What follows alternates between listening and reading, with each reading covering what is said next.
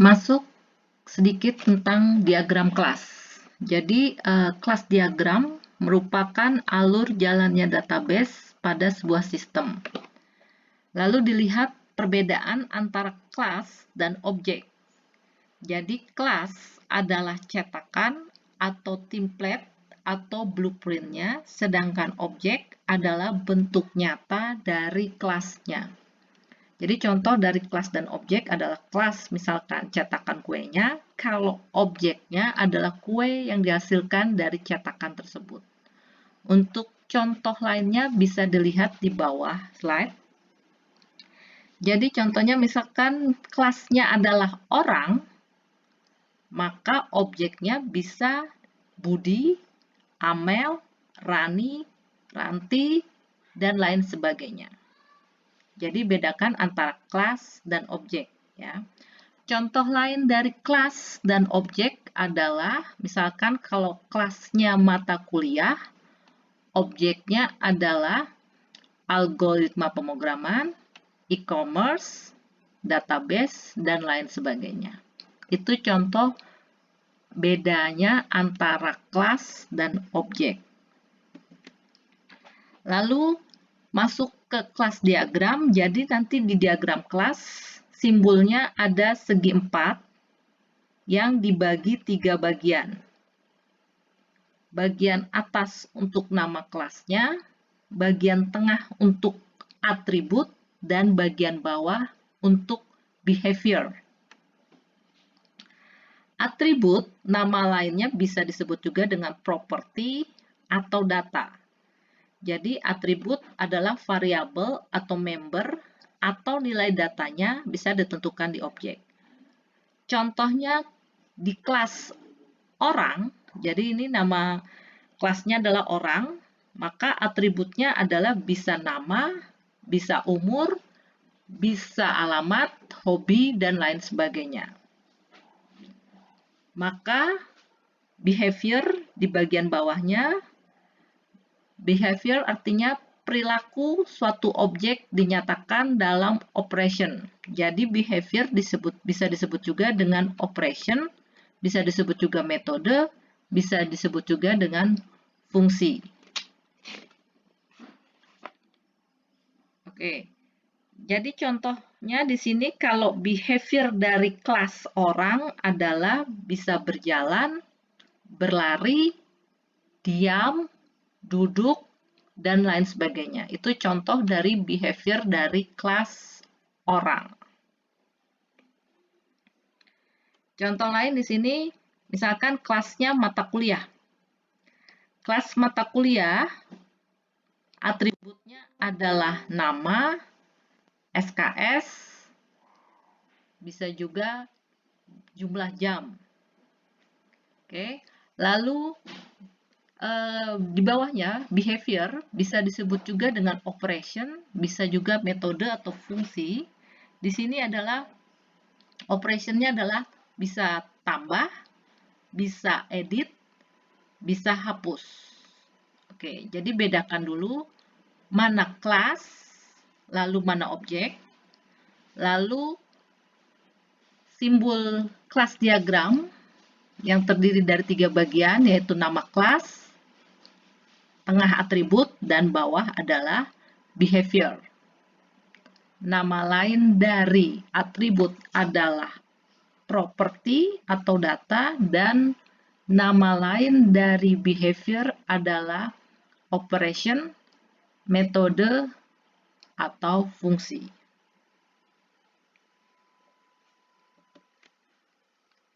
Masuk ke karakteristik pemrograman berorientasi objek. Yang pertama adalah encapsulation.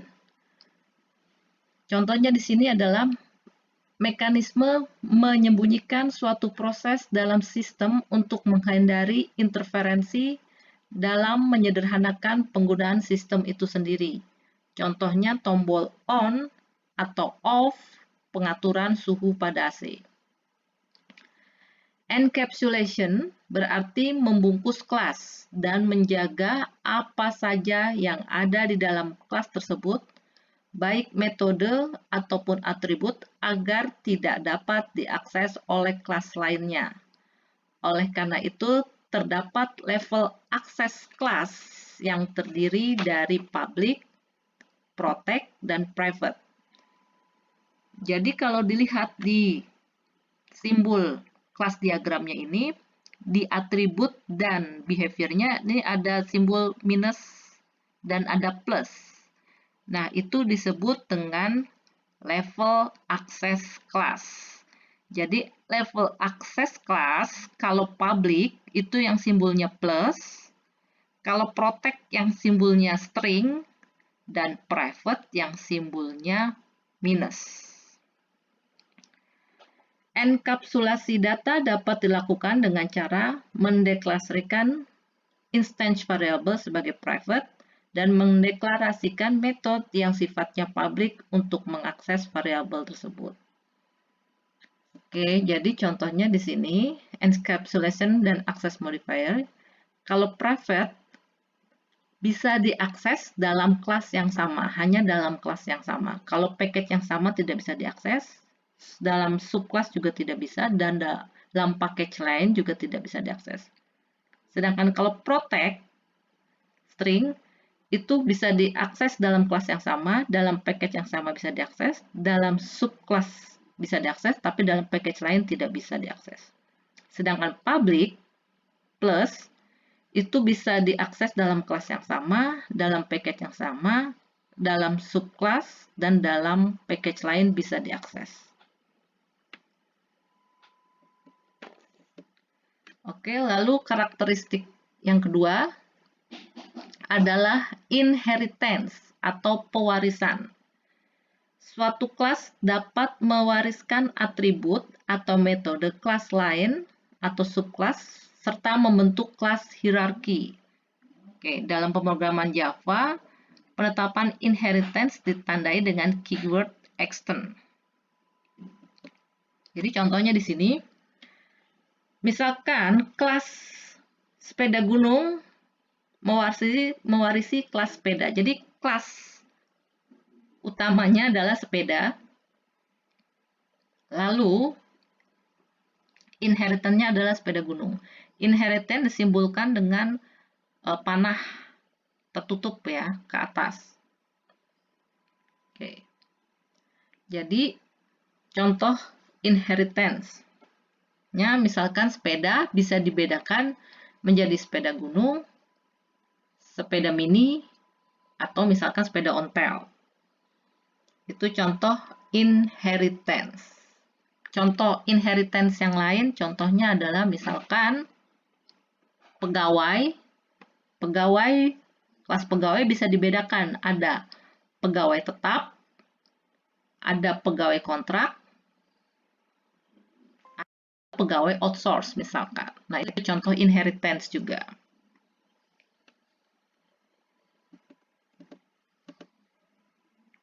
Lalu yang ketiga karakteristiknya adalah polymorphisme atau polymorphism.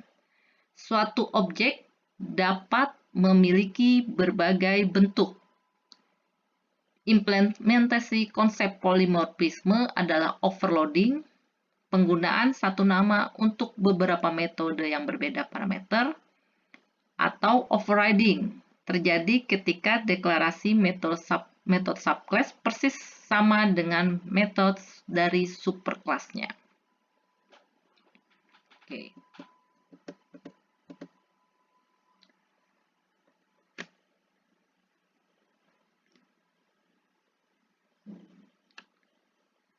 Contoh lain dari inheritance, misalkan di sini kelas tabungan. Kelas tabungan ini adalah superkelasnya ya. Yang atas adalah superkelasnya, sedangkan di bawahnya adalah subkelas.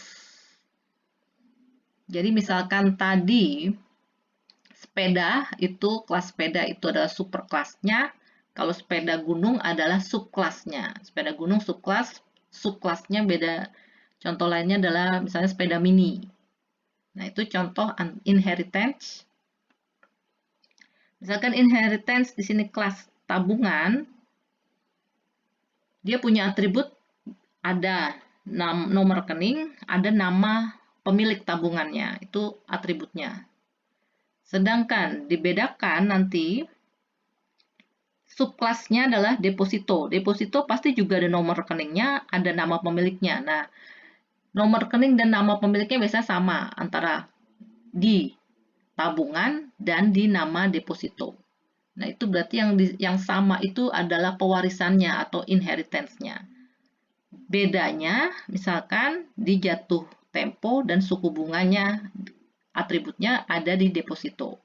Kalau di kartu kredit, atributnya yang beda, misalkan batas kredit dan cicilan minimumnya. Tapi yang diwariskan apa? Masih sama, itu nomor rekening dan nama pemiliknya di kartu kredit. Oke, jadi bedakan inheritance, ada yang diwariskan walaupun atributnya ada yang tidak diwariskan. Ada yang pembedanya. Jadi tugasnya adalah hari ini buatlah inheritance seperti contoh di atas ini dari kelas mobil. Jadi mobil adalah superkelasnya. Jadi superkelas dibedakan jadi subkelas. Nah, jadi bedakan jenis mobil itu apa saja. Nah, itu contohnya. Jadi buat bentuknya seperti ini, diagram ini, untuk inheritance dari kelas mobil.